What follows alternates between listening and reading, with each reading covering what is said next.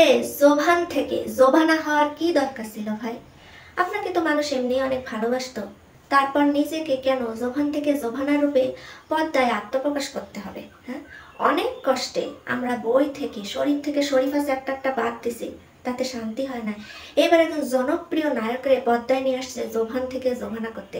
মানে ট্রান্সজেন্ডার সমকামিতা বিষয়টা আমরা যত চাচ্ছি বাদ দিতে আমাদের সমাজ থেকে, সেটা ডাইরেক্টলি হোক ইনডাইরেক্টলি হোক, ওই বিষয়টা জোর করে আমাদের ভিতরে ঢুকাই দিতে হবে, আমাদের সন্তানদের ভিতরে জোর করে দিয়ে দিতে হবে। নেই তোরাও হ, কেউ হাসান থেকে হাসি না, কেউ পেট থেকে পেটি না, হয়ে যা, দেখ কেমন লাগে, একদিনের জন্য হলেও হ, তাহলে তোদের কেমন লাগবে তোরা বুঝতে পারবি।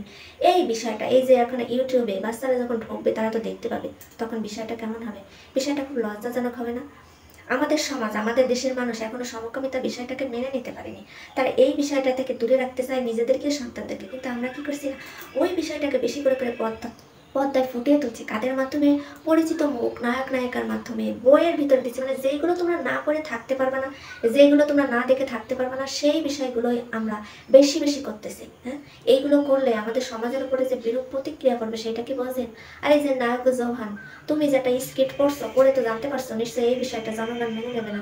তারপরে তুমি একজন সচেতন ব্যক্তি হয়ে এই বিষয়টা কি করে নিজের ইনভলভ করলা, নিজেরা তো ইনভলভ করলা, করে নিজের ভাবমূর্তি নষ্ট করলা, সাথে সাথে ওই ছেলে মেয়েগুলোর মাথাগুলো তুমি চিবাই চিবাই খাবা। তোমার এই নাটক দেখে সব খারাপ হয়ে যাবে।